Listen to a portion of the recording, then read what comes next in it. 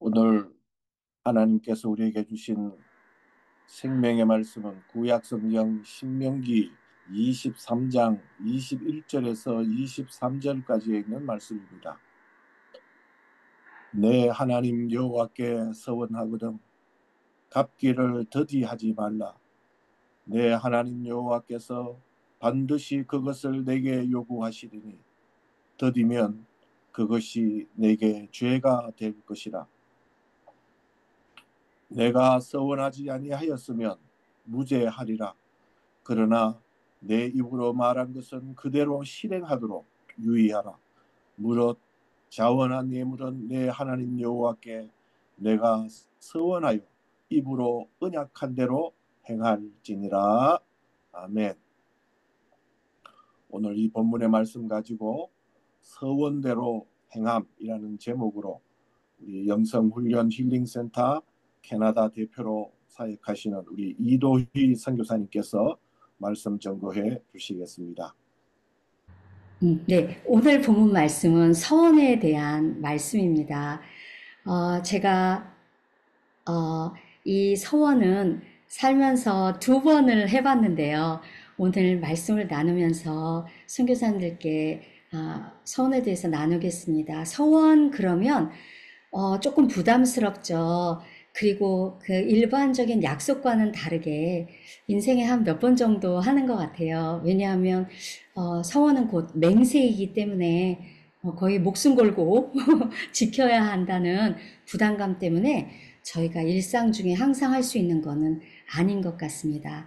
그렇지만 하나님은 이 서원을 자발적으로 하기를 원하시는데요. 억지로나 또 강제로 하는 것이 아닌데요. 제가 15살에 예수님을 처음 만났을 때, 그때 어떤 선교 대회에 참석을 해서 인도에서 오신 선교사님을 뵐 수가 있었어요. 그때 제가 개인적으로 전혀 아는 분이 아니었는데 제 마음에 나도 인도 선교사로 나갈 거야. 이런 결단이 탁 썼어요. 그때가 고등학교 1학년이었거든요. 그래서 나는 그렇게 준비하고 대학도 가고 나는 그래야지. 그리고 서원을 했어요. 하나님, 제가 이 학교에 이 과에 가면 인도 선교사로 나갈 때 참 좋을 것 같으니까 제가 여길 지원합니다. 여기 합격시켜 주시면 저는 인도 선교사로 나갈게요. 그리고 서원을 했어요. 네, 그런데 그 학교가 이제 떨어졌어요. 그래서 하나님이 내 서원을 거절하셨구나. 이렇게 생각하고 오랜 세월을 살았습니다. 네, 그런데 그런 세월을 사는 가운데 특별히 결혼하기 전에, 그러니까 학교를 졸업하고 대학을, 그래서 삼촌이 그냥 떨어졌으니까 그냥 후기 대학 그냥 아무데나 국문과 가. 그냥 여자들은 국문과 괜찮더라. 그냥 국문과 가. 뭐 이래가지고 국문과를 아무 생각 없이, 정말 아무 생각 없이 갔어요. 그리고 학교 생활 별로 재미없게 학교 생활하고 이제 졸업하고 그렇게 살았는데요. 그러는 가운데 대학 시절 가운데 갈등이 많았어요. 이 내가 서원을 하긴 했는데 내가 생각할 땐 하나님이 거절을 하셨는데 하나님이 거절하셨다는 말씀은 안 하시는데 그렇다고 내가 선교사로 나갈 뭔가 문이 열리는 것도 아니고 그러면서 그냥 계속 밀고 나갔어요. 하나님이 거절하신 거야. 네. 그러면서 마음에 부담이 많았어요. 굉장히 막 두통도 있었고요. 영적인 어떤 눌림 같은 게 있었어요. 그게 왜 그랬냐면 하나님에 대해서 잘 몰라서 그랬던 거더라고요. 네. 그런데 제가 그때 어렸을 때, 아무것도 모르고 서원했을 때, 그때에는 모르니까 강제적인 느낌을 받았어요. 하나님 왜 이런 서원을 하게 하셔가지고, 나 이렇게 계속 몇 년 동안 학교 다니는 동안 부담스럽게 하시지. 정말, 그때는 상담이 많지가 않았어요. 어디 상담이 있으면 내가 상담을 받을 텐데. 그랬었어요. 그런데 그러한, 하나님의 마음을 몰라서 억지나 강제로라도 해야지 되는 그런 거라는 부담을 많이 느끼는데요. 지금은 제 마음이 하나님이 어떤 분이신지 알아가는 과정 가운데 있어서 하나님을 사랑하는 마음으로 자원해서 하는 헌신이 온전한 예배고 그것이 하나님께 서원을 갚는 거구나 하는 것들을 이렇게 알아가고 있습니다. 그런데 왜 서원 같은 거를 해야 할까? 하나님하고 나하고 꼭 그렇게 딜해야 되는 사이인가? 그런데 제가 생각을 해보니까 하나님은 언약의 하나님이시기 때문에 저희하고도 어떤 언약을, 하나님은 저희에게 물론 언약을 지켜주시지만 저희도 하나님과 약속할 수 있는, 서원할 수 있는 어떤 특권을 주시는 것 같아요. 하나님이 저희와 눈높이를 맞추셔서 저희가 하나님께 약속을 하게 하셔서 어떤 일들을 이루어 가시는데요. 굉장히 그 서원이 하나님과 나 사이에 인격적인 그런 딜이다고 하지만 사실은 하나님과의 거래는 아니죠. 성경적으로 봤을 때에 거래가 아닌 것들을 이 서원의 종류를 보면서 보도록 하겠습니다. 서원에 크게 두 가지 종류가 있다고 생각이 되는데요. 하나는 유명한 한나가 아들이 없어서 아들 주시면 하나님 제가 이거 주시면 저는 이거 드릴게요 하는 마치 꼭 거래와 같은 조건적인 그런 서원이 있겠습니다. 그런데 사실은 그게 거래가 아닌 것이 한나는 아들 하나 주시기를 구했습니다. 그리고 아들 사무엘을 실제로 바로 젖을 떼기가 무섭게 엘리 제사장에게 맡기는데요. 이 한나가 드린 그 아들을 하나님이 그냥 주의 종으로 쓰신 게 아니라 전무후무한 마지막 사사로 사무엘을 쓰셨는데요. 뿐만 아니라 한나의 개인의 삶이 또 사무엘을 드림으로써 인간적으로 불쌍했던 게 아니었어요. 자녀들을 더 주셔서 풍성한 삶을 살게 하시고 아들이 주님 앞에 귀하게 쓰임 받는 모습을 실제로 봤는데요. 그렇기 때문에 내가 하나 드리니까 하나님도 하나 주세요. 서원은 그런 게 아닌 것 같아요. 서원은 어마어마한 축복의 통로라는 생각이 듭니다. 제가 그때 그 서원을 하고 하나님을 판단했어요. 하나님도 그냥 막 거절을 하시는구나. 그랬는데 제가 그렇게 갈등이 많은 가운데 그냥 뭐 어떻게 이제 뭐 25살에는 결혼해야 된다 그러니까 아버지가 결혼하라고 그러니까 기도를 해야지. 그리고서 1년을 기도하고 저희 남편이 캐나다 교포예요. 그래서 캐나다에 와서 결혼을 해서 살게 됐는데 그때 밴쿠버는 다문화 다민족 사회더라고요. 캐나다 그러면 보통 백인 사회를 생각하는데 밴쿠버는 그런 곳이 아니었어요. 와서 보니까 캐나다 교회를 가서 보니까 뭐 인도에서 온 사람들 뭐 인도에 간 것만큼 인도 사람들이 많은 거예요. 제 온 주변에 제가 살고 있는 동네는 인도 타운이었어요. 그렇게 교회에 가도 백인 교회였는데 인도 사람들이 많아서 인도 사람들하고 친구고 저의 이웃이 인도 사람들이었고 서로 기도하고 믿음을 나누고 너무나 인도 사람들하고 재밌게 살았어요. 근데 아무것도 몰랐어요. 그때에는 열심히 기도하고 교회를 섬기고 인도 사람들 뭐 하다못해 뭐만 하면 인도 사람들하고 계속적으로 연결이 되는 거예요. 근데 왜 그런지 잘 몰랐어요. 그냥 밴쿠버가 그래 그렇게 생각했어요. 그러던 2015년에 이영희 목사님을 만나게 됐는데 목사님이 교도소 문서 선교를 할 분들을 봉사하실 분들을 찾는다고 말씀하셔서 제가 이영희 목사님의 순수하게 하나님 사랑하시는 거에 마음에 큰 감동이 있었어요. 그래서 그 다음날 가서 목사님 제가 봉사할게요. 저는 국문과 나왔는데 뭐 목사님 뭐 서류 같은 거 고치실 거 있으시면 제가 고쳐드리고 뭐 그런 거 할게요. 그랬는데 책을 보내셨어요. 책을 번역하라고. 그래서 제가 깜짝 놀랐어요. 그런 거를 생각해 본 적이 없었는데 제가 하나님이 저를 거절하셔서 제가 쓸데없는 전공했잖아요. 국문과 그거 어디다 써요, 주님. 국문과 한글 못하는 사람이 어디 써요, 주님. 그러면서 제가 살았거든요. 정말 저는 밴쿠버에 와보니까 정말 국문과 진짜 쓸데가 없어요. 정말 저는 미래가 막막해요, 주님. 저 정말 그랬거든요. 그런데 목사님이 제가 한 10권 정도의 이영희 목사님 책을 번역했어요.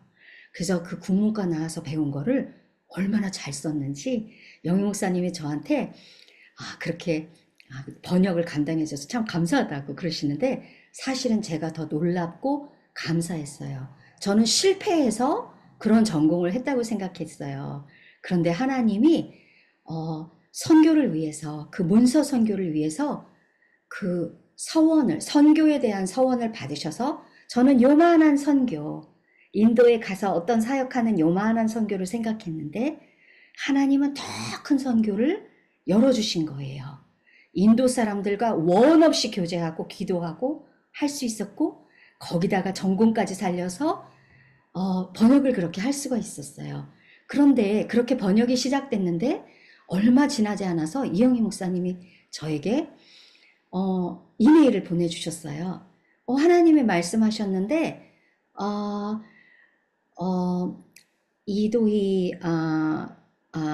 이도희 목사님에게 하나님이 선교사의 마음을 주셨다고 하시네요. 그래서 제가 깜짝 놀랐어요. 제가 고등학교 1학년 때가 그러니까 그게 2015년까지 몇 년이죠? 무려 30년 전에 서원했던 거를 다 잊어버리고 살았어요. 그런데 이영희 목사님이 그 말씀을 하시는데 깜짝 놀라서 내가 밴쿠버에 온 게 하나님이 선교의 문을 열어주신 거였구나. 하나님이 더 큰 문을 열어주신 거였구나. 그걸 깨닫고 내가 감히 하나님을 판단하다니. 그렇게 회개하고요. 목사님 말씀을 잘 들었어요. 그래서 목사님이 이렇게 섬겨주시라 하시면 제가 열심히 했어요. 선교의 한 부분이다 생각하고 그리고 세계 선교의 그 꿈을 가지고 미국의 교도소를 견학을 한번 와라 하셔서 제가 견학을 갔더니 얼마나 미국이 다문화 사회인 것처럼 교도소에 가니까 온갖 나라 사람들이 그 안에 다 있어요. 이영희 목사님이 세계 선교를 교도소 안에서 재소자들을 대상으로 하고 계시더라고요. 그래서 제가 영희 목사님 밑에서 번역하는 사역을 비롯해서 도와드리는 것들이 세계 선교 사역이구나. 나는 인도 선교사를 고집했는데 하나님은 세계 선교사로 작은 부분이지만 나를 사용하고 계시구나. 하나님은 약속을 지키시는구나. 나는 다 잊어버리고 살고 하나님을 원망하면서 살았는데 그러면서 제가 많이 회개했습니다. 네, 그래서 이 한나의 서원은 제가 하나 드리면 주님이 저 하나 주세요. 거래가 아니라는 거. 놀라운 축복에 본물이 터지는 것이 서원이라는 거. 그거를 제가 경험적으로 이렇게 말씀을 드릴 수가 있겠습니다. 그리고 두 번째로 헌신의 의미로 드리는 서원을 볼 수가 있겠는데요. 사도 바울도 서원을 했는데 구체적으로 하나님과 어떤 약속을 했는지는 잘 알 수가 없어요. 제가 하나님 이거 드릴게요. 하나님 저 이거 주세요. 이런 게 성경에는 나와 있지 않습니다. 그러나 바울이 사도행전에 보면 서원이 있으므로 겐그레아에서 머리를 깎았더라. 아마 나시린으로서 헌신된 삶을 일정 기간 그렇게 서원하지 않았나 생각이 됩니다. 그 기간을 마치고 이제 머리를 잘랐던 것 같아요. 네. 그런데 그러면 어떤 서원을 했을까? 수없이 서신서에 보면 생명을 바쳐서라도 복음을 전하겠다고 사도 바울은 고백하는데요. 내가 복음을 전할지라도 자랑할 것이 없으면 내가 부득불 할 일임이라. 만일 복음을 전하지 아니하면 내게 화가 있을 것이로다. 네, 오늘 신명기의 말씀처럼 서원을 지키지 않으면 하나님 기뻐하시지 않는다는 이 말씀과 유사하게 복음 전하지 않으면 화가 있을 것이로다. 아마도 생명을 걸고 복음을 전하겠다고 하나님 앞에 헌신하는 그런 서원을 하지 않았나 하는 생각이 듭니다. 그래서 화가 있을 것이로다. 막 성경에 이런 거 나오면 어머 하나님이 막 사람을 저주하시고 그러시나 봐. 이렇게 굉장히 율법적으로 생각하기가 쉽지만 여기서 화가 있을 것이로다 라는 의미는 하나님의 성품에 기인한다고 생각이 됩니다. 언약을 맺으시고 언약을 성취하시는 하나님, 저희도 관계 가운데 그 사람 약속 철저하게 지켜. 그러면 그 사람하고는 약속 깨면 안 되잖아요. 약속 철저하게 지키는 사람하고 약속 깨면 거의 관계가 끝이 나죠. 그런 것처럼 하나님은 약속의 하나님이시기 때문에 저희가 그 하나님의 성품 때문에 약속을 지켜야 된다라고 생각이 됩니다. 그래서 시편 기자는 그의 마음에 서원한 것은 해로울지라도 변하지 아니하며 서원이 해로울지라도 지켜야 한다. 약간의 과장된 표현인데요. 서원은 해롭지가 않죠. 그러나 일시적으로 인간적으로 볼 때에 해로울 수 있죠. 예수님의 십자가는 해로운 정도가 아니었죠. 예수님의 생명이 사실은 살인을 당하는 그러한 비참한 상황이었는데요. 불이익 정도가 아니라 생명을 희생하는 그런 엄청난 고난이었지만 그것은 일시적인 것이었습니다. 예수님께서 아버지하고의 약속을 지키셨을 때 부활의 영광이 있었던 것처럼 서원은 잠시는 어려워 보이고 마치 불이익 같지만 그렇지 않다는 것, 그것이 서원의 비밀이라고 생각이 됩니다. 그렇기 때문에 서원을 지키는 것에는 놀라운 능력이 있다고 생각이 됩니다. 다시 한번 본문으로 돌아가서 내 하나님 여호와께 서원하거든 갚기를 더디하지 말라. 이건 갚지 않는 것은 그거는 생각할 여지도 없거니와 갚는 것을 더디하는 것조차도 그것도 하나님께서는 용납하지 않으셔서 네게 죄가 될 것이라. 하나님이 그걸 요구하신다고 하십니다. 이제 이 신명기는 율법서기 때문에 굉장히 율법적으로 이렇게 느껴지는데요. 엄격하고 율법적으로 느껴지지만 사실은 그 안에 깊은 사랑과 그 인격적인 친밀함이 깃들여 있다는 것을 볼 수가 있습니다. 왜냐하면 이 죄라는 것은 하나님과의 관계가 단절되는 것인데요.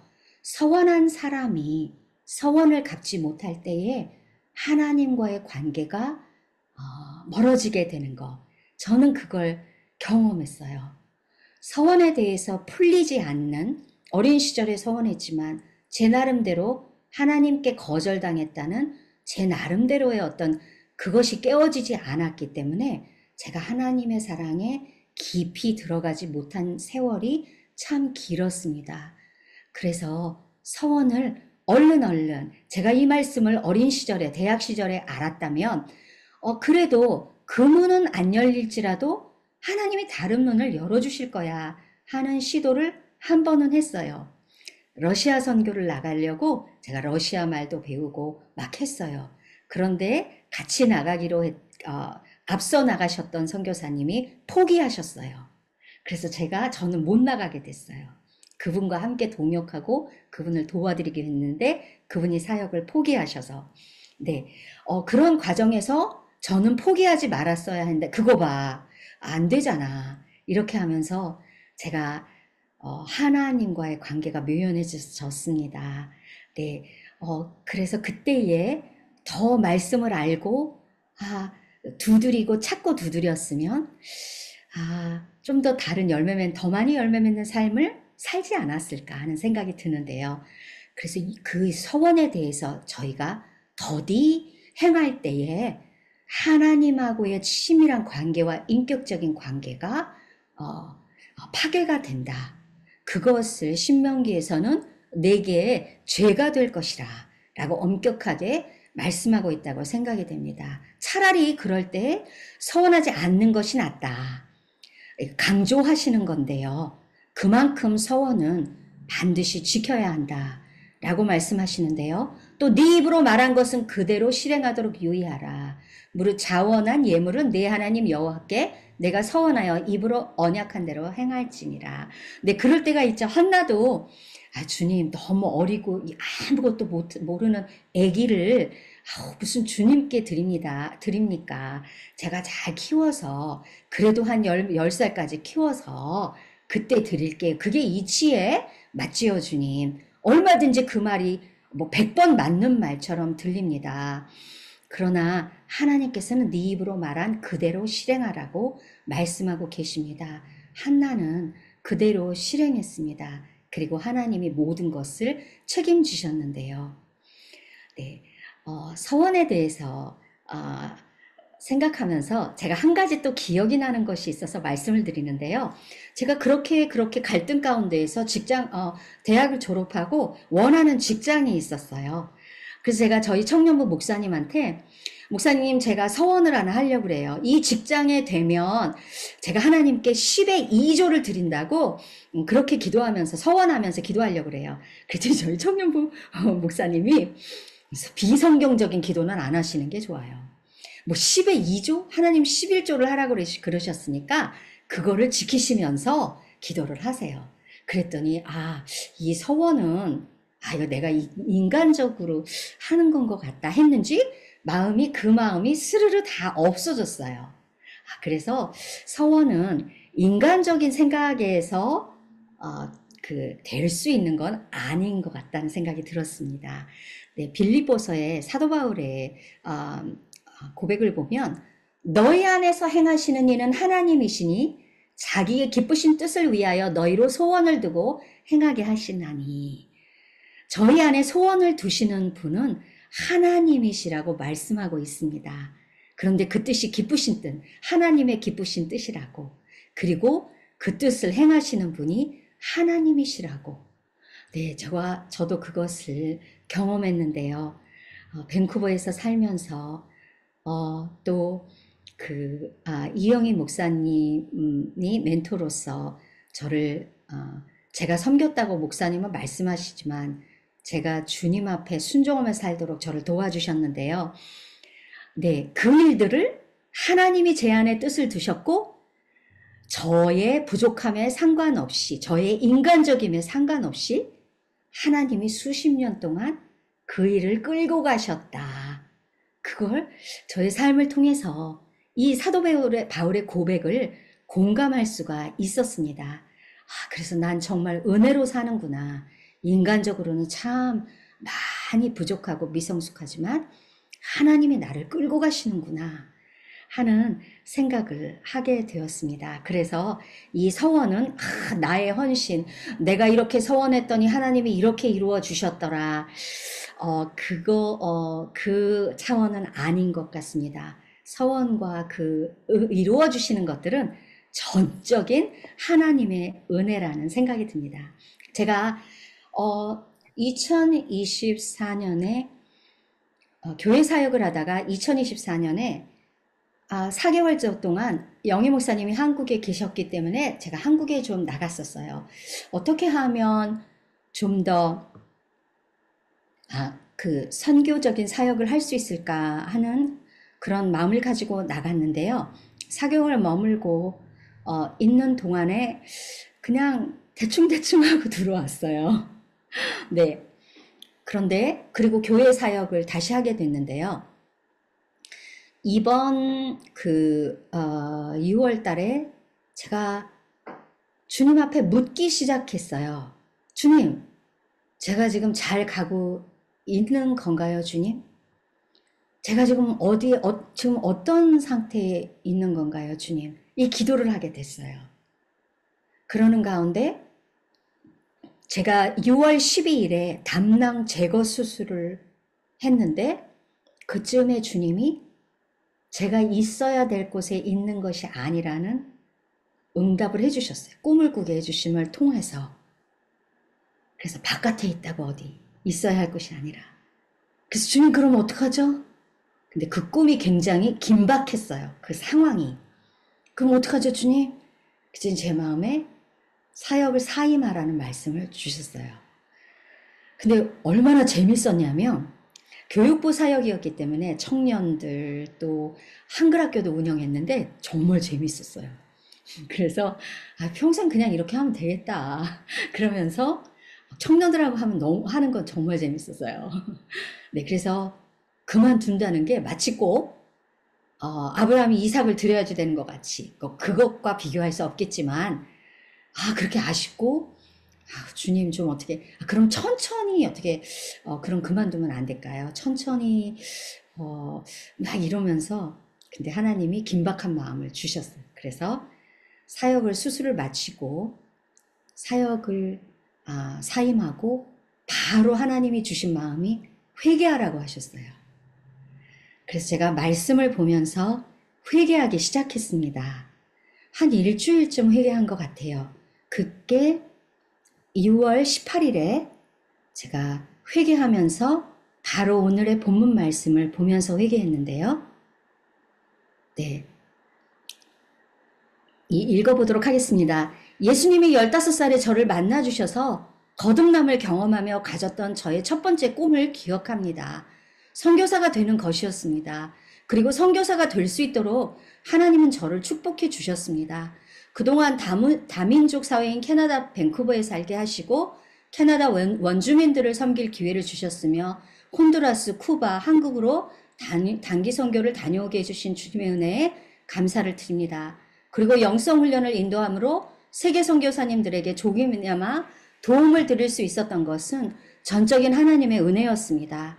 그런데 2024년에 한국을 방문했을 때 어려운 현실을 사는 여성들이 많다는 사실을 알고 꼭 그들을 돕고 싶다는 간절한 소원을 갖게 되었습니다. 그러나 1년 이상 지난 지금 주님을 향해 가졌던 그 서원을 이미 잊어버린 채 살아가고 있는 저 자신을 발견하며 오늘 신명기 말씀 앞에 회개합니다. 내 하나님 여호와께 서원하거든 갚기를 더디하지 말라. 내 하나님께서 반드시 그것을 네게 요구하시리니 더디면 그것이 네게 죄가 될 것이요. 그렇습니다, 주님. 주님과의 약속을 지키는 것에 있어서 더딘 것도 주님은 용납지 않으십니다. 제가 어려운 여성들을 돕겠다는 마음이 들은 것은 하나님이 주신 마음이라 믿습니다. 서원을 지킬 수 있도록 주님 제 길을 한 걸음 한 걸음 인도해 주세요. 과연 어려운 여성들을 접할 수 있는 아무런 네트워크가 없는 제가 그분들을 도울 수 있을까요? 성령님, 어디서 무엇으로 어떻게 제가 주님 앞에 한 서원을 지키며 살 수 있을까요? 성령님, 예수님처럼 하나님 아버지에게 신실할 수 있도록 저를 인도해 주세요. 예수님의 이름으로 기도합니다. 아멘. 제가 6월 18일 금요일로 기억하는데요.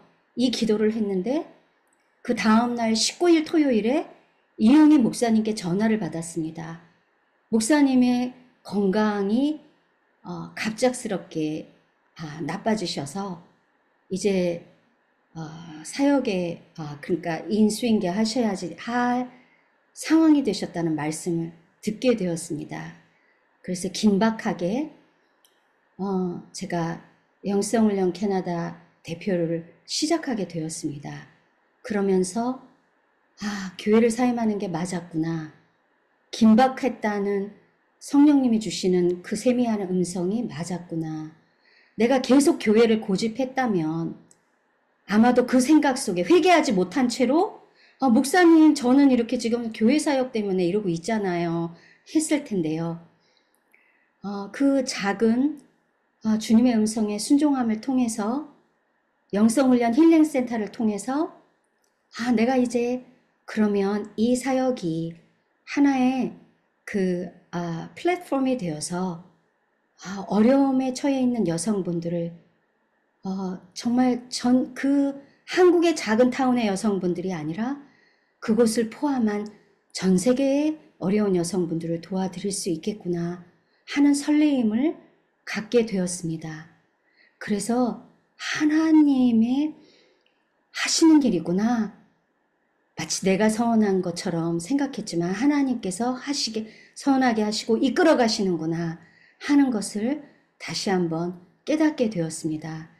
이영희 목사님의 레가시를 따라서 영성훈련 힐링센터는 예수님의 사명이셨던 그리고 또 예수님의 사명을 감당하고자 하셨던 이영희 목사님의 이 모토인 이 누가복음의 말씀을 따라 사역이 이어져 나갈 것입니다. 주의 성령이 내게 임하셨으니 이는 가난한 자에게 복음을 전하게 하시려고 내게 기름을 부으시고 나를 보내사 포로된 자에게 자유를 눈먼 자에게 다시 보게 함을 전파하며 눌린 자를 자유롭게 하고 주의 은혜의 해를 전파하게 하려 하심이라 하였더라.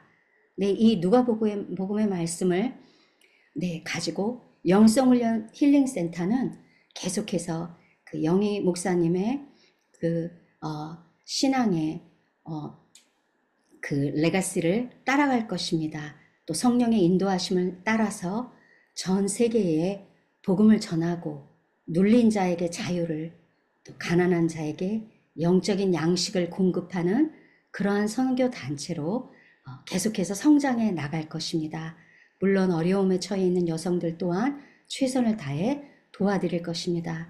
선교사님들께서 저희의 예수님의 손과 발이신 선교사님들께서 영성훈련 힐링센터를 기억해 주시고 저희의 자료들을 또 그 선교지에 공급해 주시면서 또 예수님의 복음을 전해주시고 영혼 구원과 함께 치유와 영적인 성장을 이룰 수 있도록 함께 동역해 주시기를 간곡히 부탁드립니다. 네, 제가 기도하고 마치도록 하겠습니다. 네, 좋으신 하나님 아버지 참 감사합니다. 저희는 아무것도 아닌데 하나님께서 저희를 사랑하시어서 불러주시고 이제 마음에 꿈을 주시어서 그 꿈을 따라 살게 하시니 감사합니다. 소원을 두고 행하신 하나님께서 저희에게, 저희 각자에게 하나님 앞에 헌신하고자 하는 특별한 꿈들을 주셨습니다. 하나님께서 그 꿈을 상상도 할 수 없는 놀라운 분량까지 이루어 주실 것입니다. 땅끝까지 이르러 복음을 전하게 할 것이며 어두운 그늘에 앉은 자들에게 빛을 비추게 할 것입니다. 저희를 사용하실 것이며 예수 그리스도의 이름을 만방에 높이실 것입니다. 아버지 하나님, 이 은혜에 감사를 드립니다.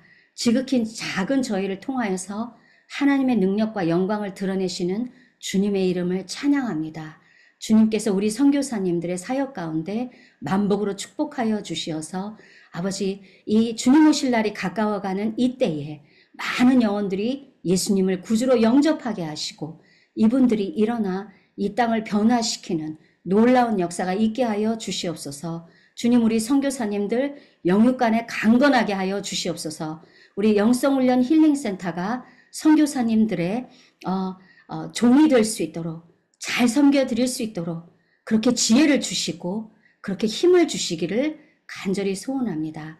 저희가 하나 되어서 서로가 서로에게 네트워크가 되게 하시고 힘을 실어줄 수 있도록 주님 도와주십시오. 감사드리며 예수님의 이름으로 기도했습니다. 아멘. 네.